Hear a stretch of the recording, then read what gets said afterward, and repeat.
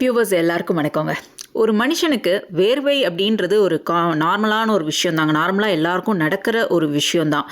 நம்ம ஏதாவது ஒரு வேலை பார்க்கும்போதோ, சமைக்கும்போதோ, நடக்கும்போதோ, ஓடும்போதோ, இல்லை எக்ஸசைஸ் பண்ணும்போதோ, இல்லை வெயில் காலங்களில் இருக்கும்போதோ நம்மளுக்கு வியர்வை அப்படின்றது காமனாக வரக்கூடிய ஒரு விஷயந்தான். எல்லா மனிதர்களுக்குமே சொல்கிறேன்.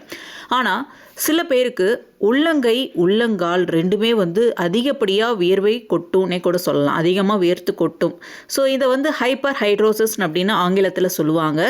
ஸோ இந்த பிரச்சனை உள்ளவங்க என்ன மாதிரி விஷயங்களை ஃபேஸ் பண்ணுவாங்க, எதனால் வருதுன்றதை இன்றைக்கி நம்ம பதிவில் பார்க்க போகிறோம். Welcome to doctor Nirmala Vijay tax.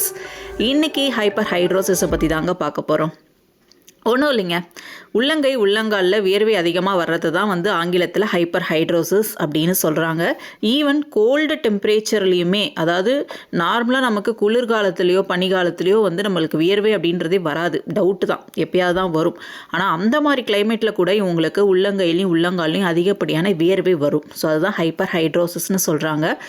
இதுக்கு 2 காஸ் இருக்குங்க. ஒன்று ப்ரைமரி, செகண்டரின்னு சொல்லலாம். ப்ரைமரி ஹைப்பர் ஹைட்ரோசிஸ்னால் என்ன அப்படின்னா ஜெனட்டிக்கலாக வரக்கூடியது. அதாவது பரம்பரையில் யாருக்காவது அந்த பிரச்சனை இருந்திருக்கலாம். ஸோ அந்த வம்சாவழியில் வரவங்களுக்கு இந்த மாதிரி பிரச்சனை வரலாம். செகண்டரி காஸ் அப்படின்னு பார்த்தோம் அப்படின்னா வேறு ஏதாவது உடம்புல பிரச்சனை இருந்து அதன் மூலயமா வரலாம். இல்லை வேறு ஏதாவது ஃபேக்டராக கூட இருக்கலாம். அது என்ன அப்படின்னு பார்த்தோன்னா, ஏதாவது மெடிசன் சாப்பிட்டு அதனால் வரக்கூடிய சைட் எஃபெக்ட்ஸாக கூட இந்த ஹைப்பர் ஹைட்ரோசிஸாக இருக்கலாம். டயபெட்டிஸ் இருக்கலாம், இல்லை ஆங்ஸைட்டியாக இருக்கலாம், கேன்சர் இருக்கலாம், ஒபீஸ், ரொம்ப குண்டாக இருக்கிறவங்களுக்கு நார்மலாகவே வேர்த்து ஊற்றும், நீங்கள் கவனிச்சிருப்பீங்க. ஸோ ஒபீஸாக இருக்கிறவங்களுக்கும் இந்த பிரச்சனை வரலாம்.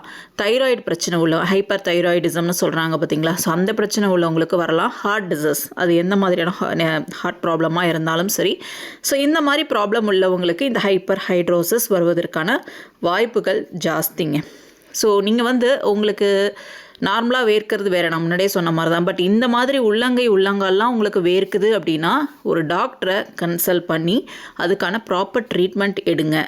இது எந்த வயசில் வேணாலும் வரும், சின்ன வயசுலேருந்தே வரலாம், இல்லை திடீர்னு 25 வயசுக்கு மேலே கூட வரலாம். ஸோ அதனால் ஏன் சொல்கிறேன் அப்படின்னா, நம்மளுக்கு உள்ளங்கையெல்லாம் வேர்த்துச்சு அப்படின்னா, படிக்கிற பிள்ளைங்களா இருக்காங்க அப்படின்னா ரொம்ப ரொம்ப கஷ்டம். வேலை பார்க்குறவங்களா இருந்தாலும் சரி தான், ரொம்ப கஷ்டம். ஒரு பேனா பிடிச்சி எழுதுறதுக்கோ ஒர்க் பண்ணுறதுக்கோ ரொம்ப கஷ்டப்படுவாங்க. ஸோ அவங்க அந்த மாதிரி ப்ராப்ளம் வந்துருச்சுன்னா அவங்களாம் உடனே டாக்டரை போய் பாருங்கள்.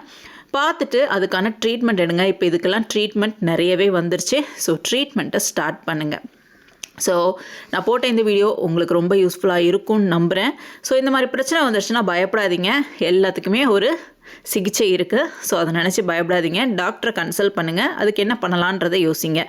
நான் போட்ட இந்த வீடியோ உங்களுக்கு ரொம்ப யூஸ்ஃபுல்லாக இருக்கும்னு நம்புகிறேன். அடுத்த ஒரு நல்ல வீடியோவில் சந்திக்கிறேன். எப்போவும் சிரிச்சிட்டு சந்தோஷமாக இருங்க, பாசிட்டிவாக இருங்க, அப்போ தான் ஹெல்த்தியாக இருக்க முடியும். தேங்க்யூ.